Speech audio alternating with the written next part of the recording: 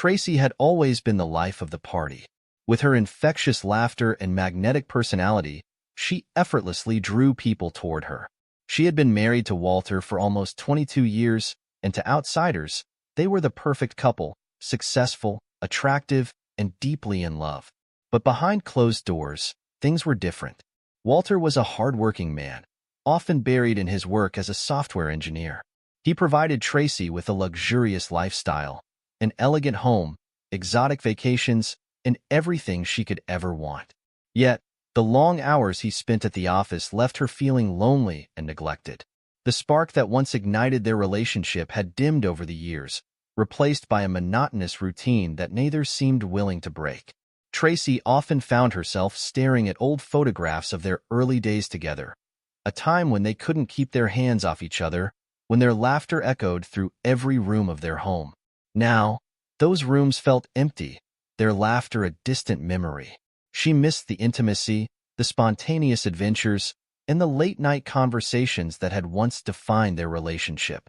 Feeling trapped in a gilded cage, Tracy sought solace in the gym, a place where she could escape the confines of her lonely mansion.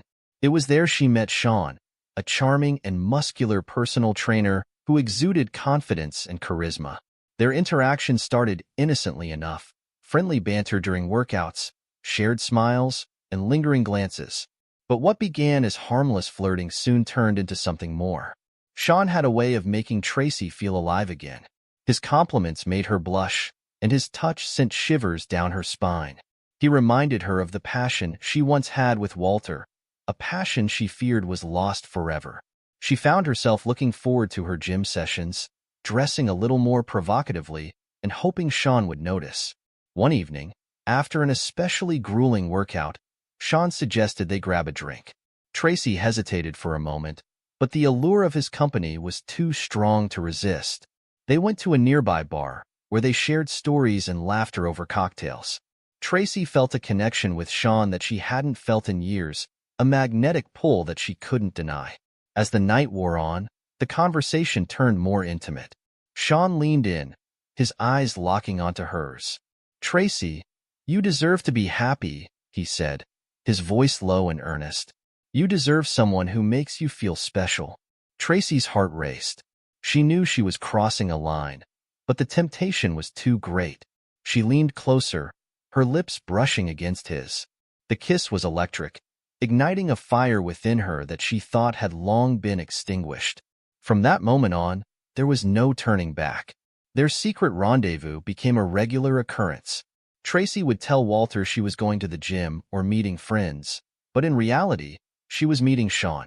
They would steal away to a secluded spot where they could be alone, free from the prying eyes of the world.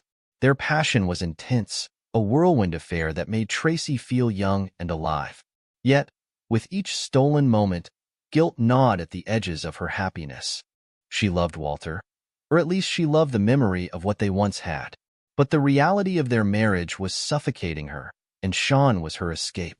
She tried to push the guilt aside, convincing herself that she deserved to be happy, that she wasn't doing anything wrong. But deep down, Tracy knew that her actions were a betrayal of the vows she had made. She knew that she was risking everything for a fleeting moment of passion. As she lay in Sean's arms, the weight of her choices pressed down on her, a constant reminder of the life she was jeopardizing. The days turned into weeks, and Tracy became more adept at living her double life.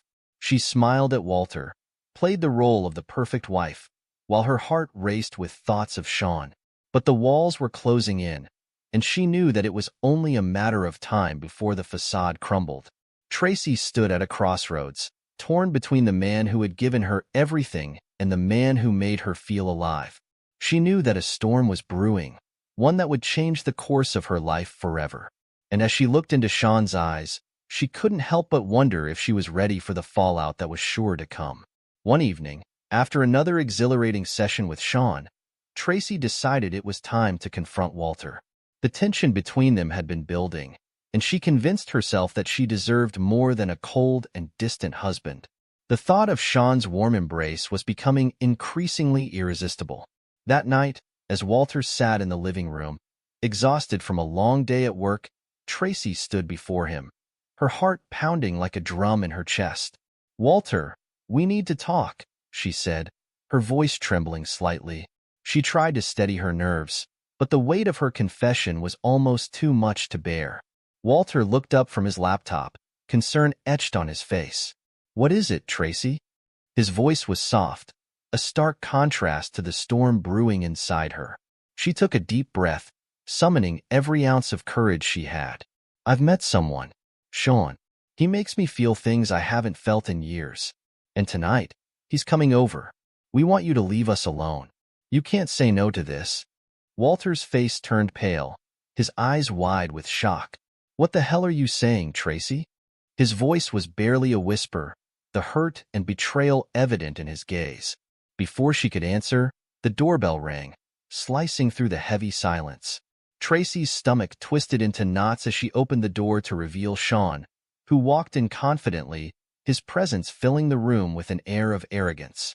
He put his arm around Tracy's waist, pulling her close. "Get out, man. We have to do a lot of wild things, right, babe?" Sean said with a smirk, his tone dripping with mockery. Walter's eyes darkened, his face turning a shade paler. Without a word, he pushed himself up from the couch, his movements slow and deliberate. He walked out of the room, the door closing behind him with a finality that sent a shiver down Tracy's spine. She heard the garage door open and close, the sound echoing through the house, leaving her with a growing sense of unease. Sean looked at Tracy, a grin spreading across his face. "Well, that was easier than I thought. Now, it's just us." Tracy stood there, feeling the weight of her decision crashing down on her. The silence in the room was deafening, each second stretching into eternity. She could hear the faint hum of the refrigerator and the distant sound of cars passing by outside. It was as if time itself had frozen, leaving her stranded in the aftermath of her choices. "Are you sure about this, Tracy?" Sean asked, his voice cutting through the silence. "You know, once he's out of the picture, there's no turning back." Tracy nodded, the reality of her actions sinking in. "I know," she replied, her voice barely above a whisper. "But I can't go on like this, living a lie. I need to feel alive again, and Sean, you make me feel that way." Sean stepped closer, his hand reaching out to gently touch her cheek. "You deserve to be happy, Tracy, and I promise you, we'll make sure tonight is unforgettable." Sean made himself at home, pouring drinks and turning on music. The soft strains of a jazz melody filled the room, creating a warm, intimate atmosphere. Tracy watched him move around the kitchen, trying to shake off the nagging feeling in her chest. She had convinced herself that this was what she wanted, that Sean was the key to reclaiming her happiness. Yet, as she accepted the glass he handed her, a chill ran down her spine. "To new beginnings," Sean toasted, clinking his glass against hers. His eyes sparkled with excitement, oblivious to the turmoil brewing inside her. Tracy forced a smile, taking a sip of the wine. The rich, velvety taste did little to calm her nerves. "To new beginnings," she echoed, though her voice lacked conviction. They moved to the living room, where Sean's infectious energy soon had them dancing. His hands roamed her body, pulling her close as they swayed to the music. Tracy tried to lose herself in the moment, to focus on the thrill of his touch, but her mind kept drifting back to Walter. She couldn't forget the look of utter devastation on his face as he walked out the door. "Relax, babe," Sean whispered in her ear, sensing her tension. "He's gone. It's just you and me tonight." Tracy nodded, leaning into him as they danced. She wanted to believe him, to embrace the freedom he promised. But the guilt and unease gnawed at her, growing stronger with each passing minute. She felt as if she were standing on the edge of a precipice, one misstep away from plunging into an abyss. "Are you okay?" Sean asked, pulling back to look into her eyes. His brow furrowed with concern. "I'm fine," she lied, forcing another smile. "Just a bit overwhelmed, I guess." Sean chuckled, brushing a strand of hair from her face. "Don't worry about him. You deserve to be happy, and tonight is all about us." Tracy wanted to believe him, to let go of her doubts and fully embrace the new path she had chosen. But the memory of Walter's silent departure haunted her, casting a shadow over her newfound liberation. They settled on the couch, Sean's arm draped casually over her shoulders. He turned on the television, finding a light-hearted comedy that filled the room with laughter. Tracy snuggled closer to him, trying to draw comfort from his warmth. But no matter how hard she tried, she couldn't shake the feeling that something was terribly wrong. The minutes stretched into hours, and the sense of unease only grew stronger. Tracy's mind raced with thoughts of Walter, where he had gone, what he was thinking, and whether he would ever forgive her. She glanced at her phone, half expecting a call or a message from him, but the screen remained dark. Sean noticed her distraction, his fingers gently caressing her arm. "Hey, you're not here with me," he said softly. "What's going on?" Tracy sighed, unable to meet his gaze. "I don't know. I feel like I've made a huge mistake." Sean frowned, his grip tightening slightly. "What do you mean? We're finally together, Tracy. This is what we wanted." "I know," she whispered, tears welling in her eyes. "But I can't stop thinking about Walter. The way he looked at me when I told him about us. I've never seen him so hurt." Sean's expression hardened, a flash of annoyance crossing his face. "He'll get over it. You can't keep living your life for him, Tracy. You deserve to be happy." Tracy nodded, wiping away a tear. "I just wish it didn't have to be like this. I didn't want to hurt him." Sean sighed, pulling her closer. "Sometimes, you have to break free to find your happiness. Walter will move on, and so will you. But tonight, let's focus on us." Tracy tried to take comfort in his words, but the knot in her stomach refused to loosen. She felt as if she were living in a dream, the reality of her actions not yet fully sinking in. As the night wore on, the laughter and flirtation between them felt increasingly hollow, overshadowed by the gravity of what she had done. She closed her eyes, leaning her head against Sean's shoulder. The music played softly in the background, a gentle reminder of the night they were supposed to share. But no matter how hard she tried, Tracy couldn't escape the feeling that this calm was merely the prelude to a storm, one that would change their lives forever. Hours passed, and just as Tracy started to let her guard down, she heard the garage door open again. The sound, so familiar and yet so out of place, sent a jolt of fear through her. Her heart raced, and she sat up, her body tense. Walter's footsteps echoed down the hallway, each step amplifying her dread. He appeared in the doorway, his face an unreadable mask. "Walter, what are you doing?" Tracy asked, her voice trembling with a mixture of fear and guilt. Walter didn't answer. He held something in his hand, and as he stepped closer, Tracy's eyes widened in horror. It was a gun. "Walter, no!" she screamed, backing away, her body shaking with terror. Sean, sensing the gravity of the situation, stepped in front of her, trying to act brave. "Hey, man, let's talk about this," he said, his voice steady but his eyes betraying his fear. Walter's voice was cold and steady, a sharp contrast to the chaos in the room. "You come into my house, disrespect my marriage, and now you want to talk? Get out of my way." Sean hesitated for a moment, then lunged at Walter, his body moving with the desperation of a man trying to protect the woman he loved. But Walter was ready. With a swift, practiced move, he knocked Sean to the ground. The sound of Sean hitting the floor echoed through the room, mingling with Tracy's screams. "Walter, please, don't do this," Tracy cried, her voice breaking as she watched the man she once loved become a stranger before her eyes. Walter's gaze never wavered. His eyes were cold, devoid of the warmth and love that had once defined their relationship. He raised the gun, his hand steady. "You betrayed me, Tracy. You tore our life apart for this," he said, gesturing towards Sean, who lay on the floor, groaning in pain. Sean struggled to get up, his face contorted with anger and fear. "You're insane," he spat, his voice thick with defiance. "Insane?" Walter echoed, a bitter smile twisting his lips. "You haven't seen anything yet." Tracy's mind raced, searching for a way to diffuse the situation. "Walter, we can work this out. Please, just put the gun down. We can talk," she pleaded, tears streaming down her face. Walter's eyes flicked to her, and for a moment, she thought she saw a flicker of the man she used to know. But it was gone as quickly as it had appeared. "There's nothing left to talk about," he said, his voice hard and unyielding. Sean, seizing the moment of distraction, pushed himself up and lunged at Walter again. This time, he managed to knock the gun from Walter's hand. The weapon clattered to the floor, sliding across the room. Both men dove for it, their bodies colliding in a furious struggle. Tracy watched in horror, her body frozen with fear.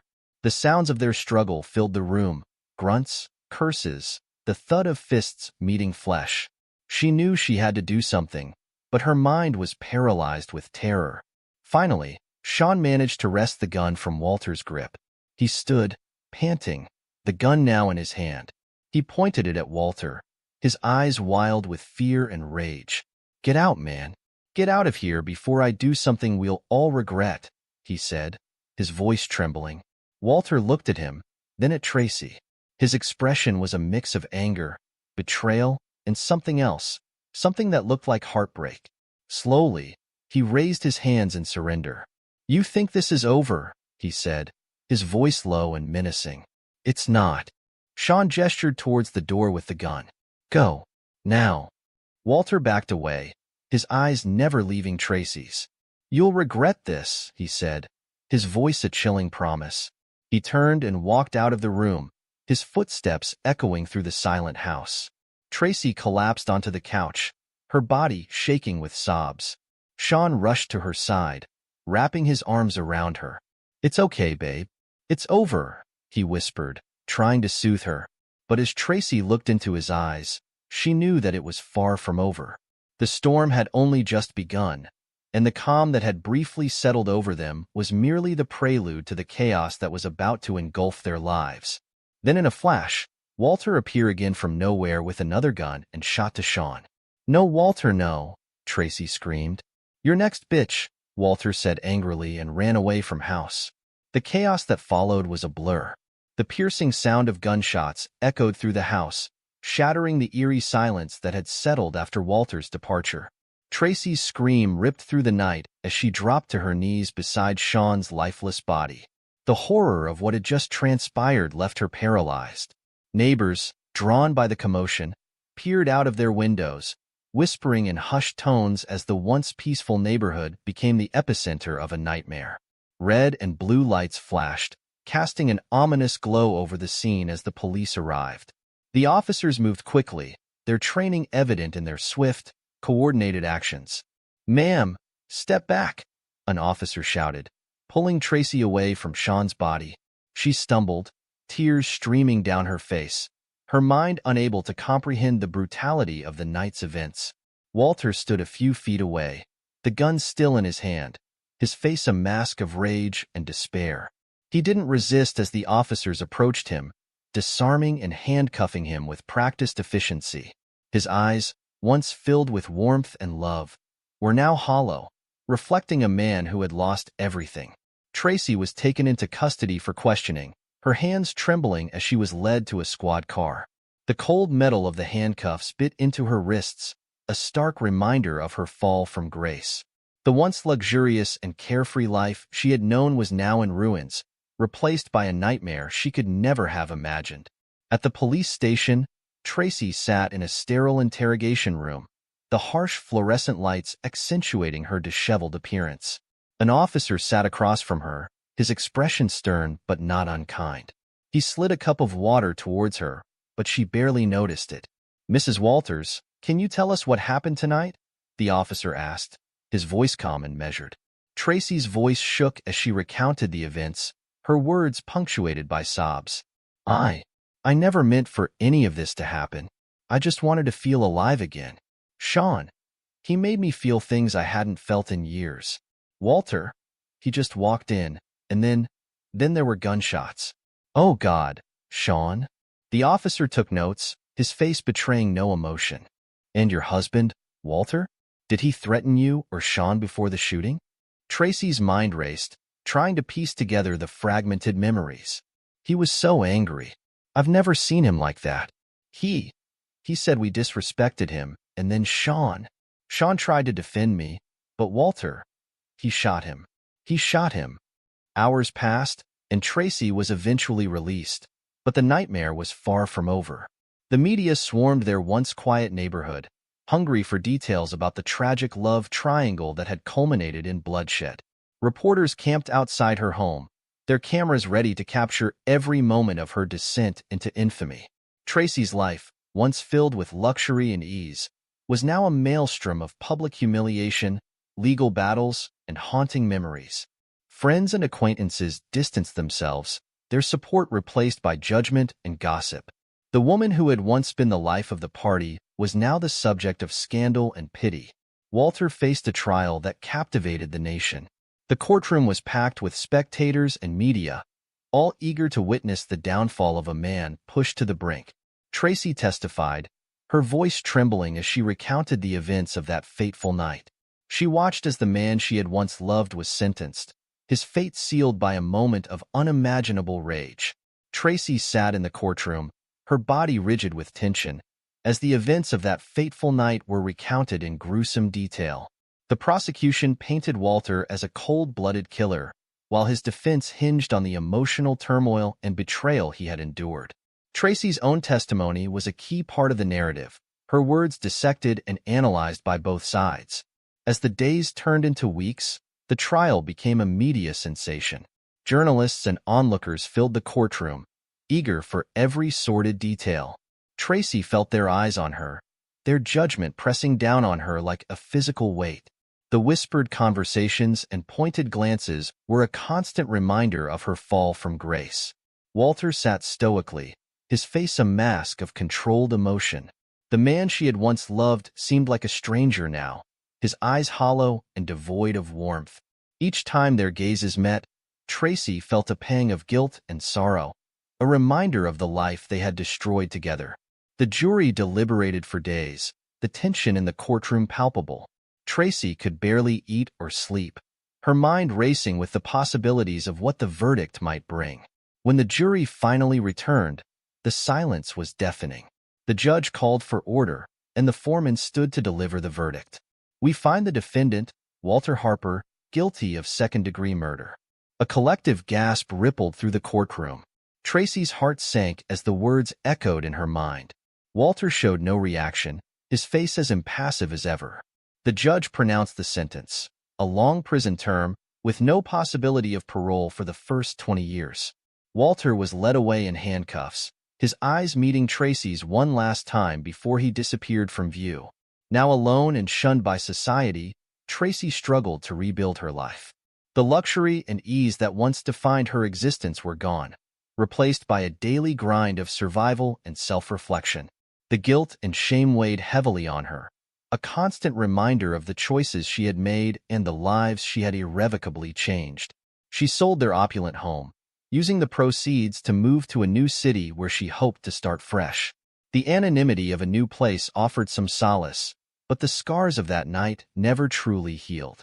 Every day was a battle against the memories that haunted her, the sound of gunshots, Sean's lifeless body, and Walter's hollow gaze replaying in her mind. Tracy found a modest apartment and took a job as a receptionist at a small firm. The work was monotonous, but it provided a semblance of normalcy. Her colleagues were polite but distant, their interactions tinged with the curiosity of her past. She kept to herself, her once vibrant personality now subdued and cautious. Therapy became a crucial part of her routine. Each session was a painful excavation of her psyche, forcing her to confront the choices that led to her downfall. Her therapist, Dr. Mitchell, was patient and empathetic, guiding her through the labyrinth of her emotions. Tracy, healing takes time. You need to be patient with yourself, Dr. Mitchell often reminded her. I don't know if I can ever forgive myself, Tracy would reply, tears welling up in her eyes. Forgiveness is a process. It's not about excusing what happened, but finding a way to move forward. Despite the therapeutic guidance, Tracy's nights were plagued with restless sleep and vivid nightmares. She often woke up in a cold sweat, Sean's face or Walter's rage haunting her dreams. The loneliness was pervasive, a stark contrast to the social butterfly she once was. Years passed, Tracy often found herself reflecting on her past, her thoughts drifting back to the life she once had. She sat alone in her modest apartment. She had long since abandoned the luxuries that once defined her life. The opulent home, the expensive cars, and the extravagant parties were now distant memories, overshadowed by the fateful night that changed everything. She had traded her gilded cage for a simpler existence, one where every day was a battle to find peace and purpose. Tracy tried to find solace in small things, a good book, a walk in the park, the warmth of the sun on her face. She began volunteering at a local shelter, hoping to give back in some way, and perhaps find a sliver of redemption. The act of helping others provided a fleeting sense of purpose, though it did little to quell the deep-seated remorse she felt. In moments of quiet reflection, Tracy realized too late the value of what she had lost. The thrill of her affair with Sean, the excitement and passion that had once seemed so irresistible, now felt hollow and meaningless. It was a fleeting pleasure that paled in comparison to the stability and love she once had with Walter. Her betrayal had led to ruin, not just for her, but for everyone involved. She remembered the early days of her marriage, the way Walter would look at her with adoration and tenderness. They had shared dreams and built a life together, a partnership that had once been the envy of their friends. But as the years passed, the demands of Walter's career and Tracy's growing restlessness had driven a wedge between them. Instead of seeking to mend their bond, she had sought solace in the arms of another, a choice that had led to unimaginable consequences. Tracy's thoughts often returned to the trial, the look of devastation in Walter's eyes as the verdict was read, and the moment he was led away in handcuffs. The image of Sean lying lifeless on the floor haunted her, a stark reminder of the chaos and destruction her actions had unleashed. The sound of gunshots, the acrid smell of gunpowder, and the cold, metallic taste of fear lingered in her mind, a nightmare from which she could never fully escape. In her solitude, Tracy found a sliver of redemption. She dedicated her life to helping others avoid the same mistakes she had made. She volunteered at shelters, counseled those going through marital strife, and shared her story with anyone willing to listen. It was a small comfort, knowing that her experience could perhaps save someone else from a similar fate. One afternoon, as she was leaving the shelter, a young woman approached her. "Are you Tracy Harper?" she asked, her voice tentative. Tracy nodded, bracing herself for the inevitable curiosity or judgment. "I read about your story," the woman continued. "I just wanted to thank you. Hearing what you went through helped me make a different choice. I was on the verge of leaving my husband for someone else, but your story made me realize what I stood to lose." Tracy felt a lump form in her throat. "I'm glad it helped," she replied softly. "I made a lot of mistakes, and if sharing them can help others avoid the same pain, then maybe some good can come from it." The woman smiled and squeezed Tracy's hand before walking away. Moments like these gave Tracy a sense of purpose, a reason to keep moving forward despite the shadows of her past. But even in her moments of redemption, the memories of that night remained ever present. She would often wake in the middle of the night, her heart pounding, as the echoes of gunshots reverberated in her mind. The look in Walter's eyes, a mixture of anger, betrayal, and profound sadness, haunted her dreams. It was a pain she carried with her always, a reminder of the price she had paid for her moment of indiscretion. As the years continued to pass, Tracy learned to live with her regrets. She found solace in her work and in the small acts of kindness she offered to others. She became a quiet force for good in her community, known not for her past mistakes, but for her efforts to make amends.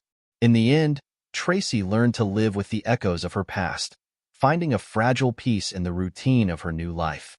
The scars remained, both seen and unseen, a testament to the choices that had irrevocably altered her path.